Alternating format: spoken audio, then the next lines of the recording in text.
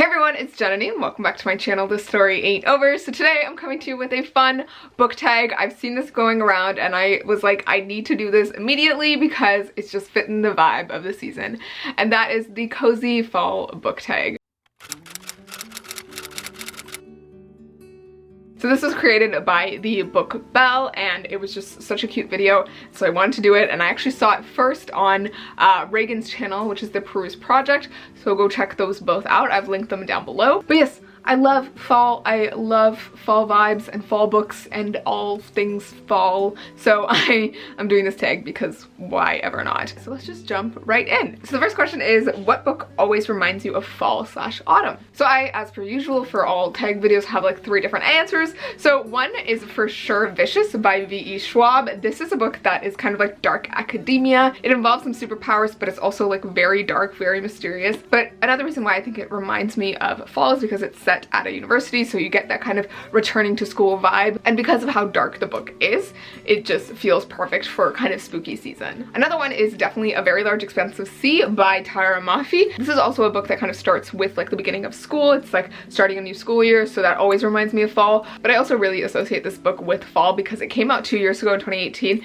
in fall, in like October, and I distinctly remember reading this in like one single day in October on a fall day, wearing a sweater, kind of cozying up, and I remember taking a few pictures with it in like the fall time, and it just kind of really fit the vibe. And although the like book isn't set entirely in fall, kind of takes place over the entire school year, I think, it still has that kind of vibe. So yeah, this one is less like the book is kind of fall feeling, but more like I read in the fall, so I associate it with the fall. Right. And then the last one that I have for this question is Truly Devious by Maureen Johnson. This one definitely reminds me of fall every time I think of it, because once again, this is about a character starting a new school year and going off to this like fancy academy. But yeah, our main character, Stevie Bell, is like obsessed with true crime, and so she applies to this like exclusive academy that takes in people with like really interesting research interests and that kind of thing. And the history behind that school, it's called Ellingham Academy, is that the founder of the school, Albert Ellingham, his wife and daughter ended up being kidnapped, and his daughter was never found. And so it's always been this kind of major mystery going on, and Stevie is determined to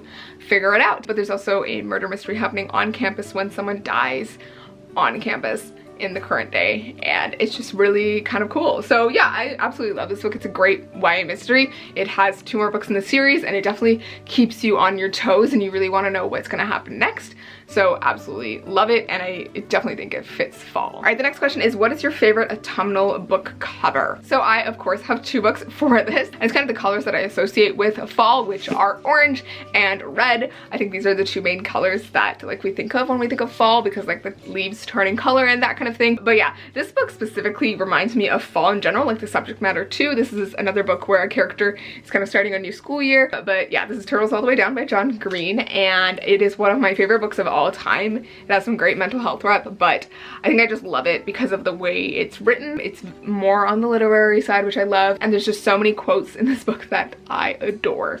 But yeah, love this cover. I love like the orange on it and how it kind of swirls. And one of the funny things about this is that when I heard of this book like coming out, I assumed that the cover would be like green in color because turtles are green, but here we are with an orange cover. So I thought that was like kind of an interesting color choice, and I think it really fit the fall. And then with this one, Blood and Honey by Shelby Muhurin. This one, I haven't read it yet. I've read the first book and I loved it, but I'm so excited for the sequel. It's a fantasy. The first book was kind of a romance between a witch and a witch hunter, which is always the way I kind of pitch that book because it's basically distilled down to what it is. But yeah, I love this cover. It's like so gorgeous. It like has the spot gloss, and it's red, and it's got the gold. I think it just really fits fall. All right, question number 3 is, what is your favorite autumnal drink to read with? This is kind of a funny question. I think it's catered towards the pumpkin spice latte drinkers, but I personally have never tried a pumpkin spice latte, so I could not tell you if I would like it or not. I'm not really interested in it. I don't really like pumpkin spice anything, but I do like coffee. Coffee is like my drink of choice throughout the year, and it is no different during the fall. It's actually more relevant during the fall because I feel like with daylight savings time and like all of that and like NaNoWriMo, and usually this is when school starts, so I'm like, I need the extra caffeine. Like all of that contributes to my caffeine addiction, and here we are. All right, number 4, do you prefer to read late at night or early in the morning? Definitely late at night. I almost never read in the morning. I feel like it's always at the end of the night when I want to escape into a different world that I pick up a book. So that's my usual kind of MO. Usually like I pick up a book like after school or like after work, and I like to just kind of read endlessly because I feel like in the morning I'm always like crunched for time, and I don't really have time. You know, I'm usually working full-time now, so I don't ever have time in the mornings to read, so it's usually afterwards. And I love getting caught up in a book and just like reading late into the night and just like keep going because you have like that endless amount of time if you're okay with losing sleep. So yeah. All right, number 5, Halloween is coming. What is your favorite spooky read? Okay, so I have like a ton of books that I could tell you about for this question, and I'm actually planning to hopefully do a spooky books to read for the season type video, so hopefully I can get that done very soon for you guys. But the 2 that I can think of like off the top of my head are If We Were Villains by ML Rio and Ninth House by Leigh Bardugo. These are both adult books, and I absolutely loved both of them. This one is kind of less spooky and more kind of thrillery, and it doesn't really involve kind of anything supernatural. Like it's not magical at all, but I do feel like the vibe of the book is just like so fitting for spooky season. It draws a lot on Shakespeare. Just a skull on the cover kind of gives you the vibe, but this is basically like set in this like private academy college thing where it's like a bunch of these actors who only do Shakespeare plays. Like that's all they do, Shakespeare theater. And it's like this very cutthroat environment, very tense. And so there's like this group of friends who are in this situation, and you find out at the beginning that there's like this detective going to a jail, and he's like, you know, releasing a inmate, and that inmate is like one of these kids who went to the school 20 years ago or something, 10 years ago. Yeah, and back when he was in school, something happened and he went to jail for it, and you don't know why, and you don't know what happened, and so you're learning it as you go along, and it is just so interesting. It definitely has dark academia vibes. There's like so much like tension and like unspoken things going on between the lines of like every page, and it's just one of my like favorite books ever. It's like so well done, I think, and it's like very pretentious, which is something I love, but I know some people might not like that, so like go into that cautiously. But yeah, it has a lot of Shakespeare, which I also love, and overall just a great kind of mystery. And then with Ninth House by Leigh Bardugo, this one like very actively involves ghosts and kind of the supernatural. It follows her main character Alex Stern, who has always kind of grown up being able to see ghosts, and they've kind of tormented her all of her life, and so she ends up in this very sticky situation, and her life hasn't really gone the way that she wanted it to, and so she ends up getting this like second chance to join this kind of secret society at a university at Yale, actually, where she's kind of on the lowest rung, and they kind of manage the supernatural going on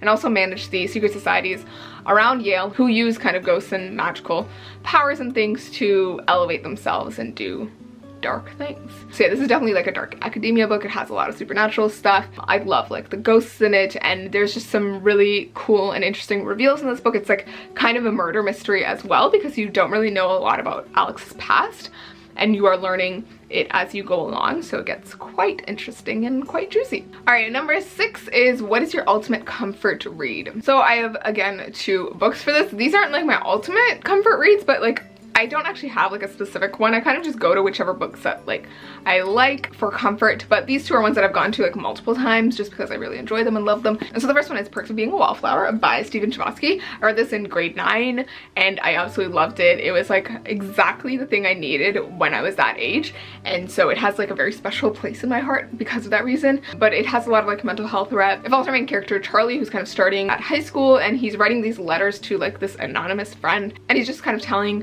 that friend about his day and what's going on with his life, and as he's, you know, navigating high school and like the very strange things that are going on in his life and dealing with his past traumas. It's a really lovely book. It's really well told, and it just warms my heart so much. So yeah, sometimes I'll just go back and like reread parts of this book and some of the letters in this because they are just, they hit you in places. All right, and then the other comfort read that I have is Pride and Prejudice by Jane Austen. This is one of my all-time favorite books ever, one of my favorite classics ever, and I don't know what it is about Pride and Prejudice, but like I just love the romance in it also, but I just love the way like sentences were constructed back then, like the way people talked.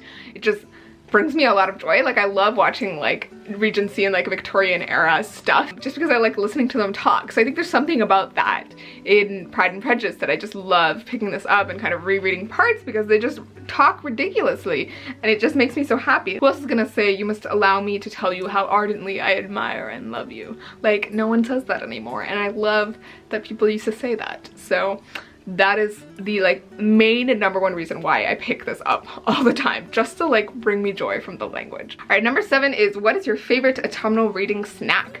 So this one is an interesting question, and I don't actually have one. I don't really have like a specific like autumn type snack, but I do love like anything apple-y, apple pie, apple anything, apple-y desserts. And I also like anything with pecans. I love like pecan muffins. They're just really great snacks. Yeah, I don't have really much to say for this. All right, number 8 is, what is your favorite autumnal candle to burn whilst reading? So there's this one candle that I used to have by Woodwick, and it is definitely an autumn candle. I think it was called like pumpkin butter or something, but it was orange and it has the Woodwick, so it like crackles when you burn it, which is just the perfect vibe for autumn. Just like the crackling wood and like the smell of it was just so nice. So it was my favorite thing ever. But yeah, I had it like a couple years ago, and then I've never ended up getting another one, and I just really need to get another one because I just loved it so much. All right, number 9, when you are not reading, what is your favorite autumnal activity? I don't really have like a specific activity that I do in autumn, but I guess a couple things you could say is like going apple picking. I went a few weeks ago and absolutely loved it. It was my first time ever going, and it was just so much fun. I just love apple picking now, like going up on the ladder and like picking your favorite ones and just eating them afterwards. Like, it was just so satisfying. And then I also love pumpkin carving, obviously, because Halloween, spooky season, best time of the year. All right, and then at number 10 is, what is on your autumn/fall reading list? So I did do a full video on this, all the books I want to read this fall, so go check that out because I listed out like basically all the ones that I want to pick up. But there was one book that I did not mention because I had not gotten it in the mail yet, and that book is The Silver Serpents by Roshni Chokshi. This is the sequel to The Gilded Wolves by her, and I absolutely loved it. It was like one of my favorite books ever. Like, to this day, it holds such a high place in my heart.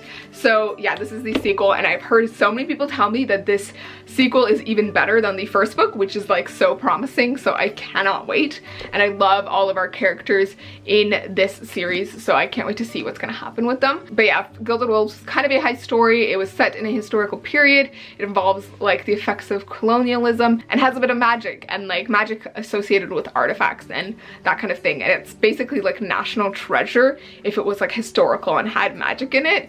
Yeah, absolutely love it. Super great, and I cannot wait to see where it goes in this next one. All right, but that is all I have for this video. Those are all the questions for the Cozy Fall book tag. I absolutely loved doing this, and it was just so much fun kind of talking about fall and the books that remind me of fall and give me fall vibes. So yeah, this is one of the many fall videos coming to you this season. Let me know down below which books remind you most of fall and which ones you're planning to pick up this fall, because I would love to know, and give me all of your kind of fall recommendations. But yeah, thank you so much for watching. I will see you in my next video, and please remember that the story ain't over. Bye!